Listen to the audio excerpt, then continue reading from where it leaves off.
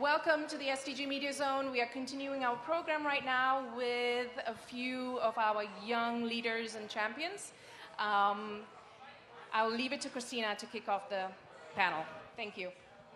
All right, what's up, guys? We're here, we're all young leaders, and we're having a very good conversation. So I'm very excited to meet some of you. I'm Christina. I'm a UN Young Leader for the Sustainable Development Goals from Jamaica. And so I'm going to give each person an opportunity to introduce yourself and tell us what's the work you're doing and why are you here today. So let's start with Michael. Hello, everyone. It's a pleasure to be here with you today. My name is Michael Scott Peters, and I am serving as the U.S. Youth Observer to the United Nations. And to make that easier to understand, I am kind of like a liaison between American youth and the United Nations and vice versa. And so it's a one-year term, and throughout this year I will visit different college campuses, work with young people, learn their needs, and help them get involved with the work of the United Nations. And then come to events like this, the General Assembly, and be a representative for young people across the nation. All right, Faranises. Bula, everybody. My name is Faranises Serratu. I know that can be a mouthful, so you can just call me Farah. I am from the Fiji Islands. If you've been there, you know how beautiful it is. We also have our social issues. I am the Youth Against Corruption president in my country. So basically what had happened was back in 2014, a survey that was done by Transparency International Berlin, it showed that 70 to 80% of young people in the Asia-Pacific region would practice corruption in order to get ahead in life. And so we got together as young people. We also had young professionals, student leaders, students. And we got together, and we basically got together because we didn't want that to continue. We wanted to raise young leaders of integrity. We wanted to raise young people to be integrity champions. And so that's basically what our work was. Included a lot of activities with different NGOs, even the security forces, because you have to understand that if you understand my country. Collaboration was needed, and so with different stakeholders, CSOs, and government officials as well. And yes, I'm just going to give it to the next person. I'm sorry, I came in today at 2 a.m. Thank you. So hi guys, I am Arpit. I am from India. I am an entrepreneur who is using technology to combat the climate change. So as a first step, we have created a technology that could counter the problem of air pollution. So what this technology does is that it captures the unburnt carbon or the unburnt fuel coming out of diesel engines, and not just capture the pollutants, we are able to repurpose the pollutants to be used as raw material for inks and paints. So we can literally make black inks and black paints out of pollution, and you can literally print with pollution, paint with pollution. So that becomes a very powerful statement. I am here as a part of UN Young Champions. So I have been selected from Asia Pacific region, and I would be awarded tomorrow in the ceremony. So looking forward to it.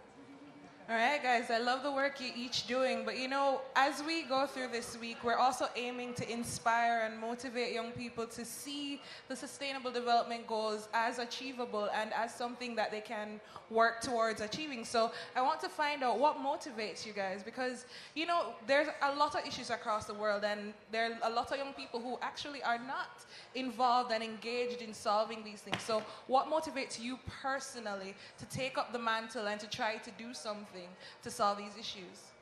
Starting with you, Michael. Perfect. Well, I'll say that my main motivation came, especially within this past year, when I realized the power of youth voice. This past year, I'm from Utah, grew up in Salt Lake City, and I've been at Utah State University for the past 4 years. This past year, I was serving as the student body president, and it was really during that time that I realized when you bring young people together through a common voice, you really can make a big difference. And so we worked on different initiatives this past year, including, better inclusion for international students, improvement of mental health services, prevention of sexual assault, gender equality, the list goes on, food insecurity. And when we worked with young people together, we really could make a difference. And so I would say that's what inspires me is I realize that there's a lot of power when we come together. One of my very favorite quotes comes from Helen Keller. She says, "Alone we can do so little, together we can do so much."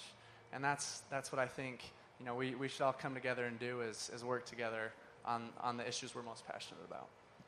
Yeah, definitely believe that. Especially, we're all here from different countries and we're collaborating and we're making it happen. So it's definitely one of those moments where we understand that together we are stronger and together we can have wider impact. So for Anisis, for you, what's your motivation? Okay, so have you been to the Pacific? Has anybody been to the Pacific? It's beautiful, isn't it? Yeah. The people are beautiful. The land is beautiful. It's just green and blue. And so we want to share that,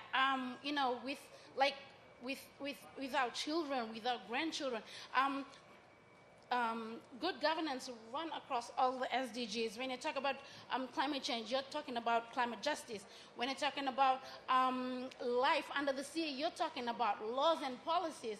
And you're talking about big institutions, big companies that come into the Pacific, to do different kinds of mining. Is it safe for us? And it's all that and more. And so, like for me, I've always been a passionate person. I've been so passionate about my countrymen, but also like the Pacific in general. And so I'm motivated by a lot of these SDGs. And so, yeah, so I'm just like a very passionate person about everything, really. Yeah, so I think that's why I'm here. I can really feel the passion from you, yeah. I'm not right. I'm not saying it right, but yeah, sure. No, you're saying it perfectly. Trust me, the impact on you it's communicated perfectly. So, for me, one thing that I've learned through my journey that's been so far is that, if you feel very passionately about a cause or about a problem, passion is always contagious. You don't need to wait for help to reach you. You don't need for policies to reach you. You don't need for implications of policies to reach you. If you are really passionate about a problem and you start working with whatever first comes in your mind, the passion attracts the energy and everything starts coming to you. Help starts coming to you automatically and people start opening doors automatically. So that is something that I have learned through my journey and I believe very firmly as well, that if there is a problem out there that's bothering you, start doing with the complete passion that you have and start solving the problem with the first thing that comes in your mind. And the way would become clear with time. So you have to just trust in time and start doing whatever comes to your mind first. Yeah. Yes, and that's also very powerful. And in my own work in Jamaica, I work with a youth media organization called Talk Up Youth. And what we do is we provide young people opportunities to access traditional media, to be able to, magnify their own voices and to tell their stories and to reach across the world and find out what's happening. And so even as we're here and we're talking to each other, part of what we do is to try to encourage people to collaborate, to see the linkages and to find out how we can work together. So are there opportunities you think to work together? Is there any particular goal that you think you would love to have someone collaborate with you in solving or to create something new maybe? Is that part of what you're doing this week? Networking and finding connections? Yeah, definitely. So, I'm definitely looking forward to collaborating and taking the concept that I'm working on a global level, as well as making the right connections of various synergies that can be explored all across. And as he rightly said, that together we can do a lot more than what we can do alone.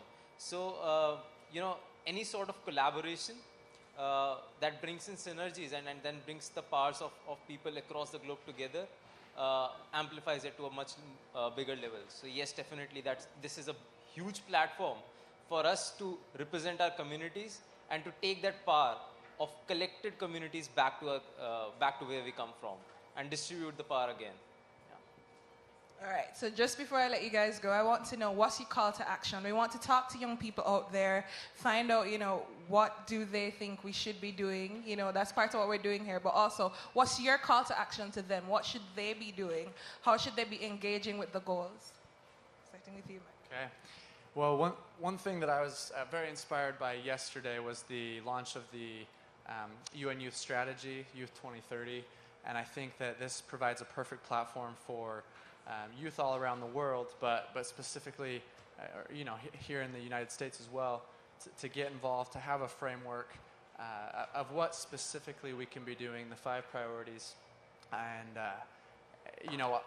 me personally, as the youth observer, I'm very grateful to have a youth envoy, to have a secretary general, to have a United Nations who's aware of the needs of the youth. I think that's very important, especially at this time, to see, as we are the next generation, to, go about doing good. I think it's great to have a framework, and so I would say my call to action would be to get involved.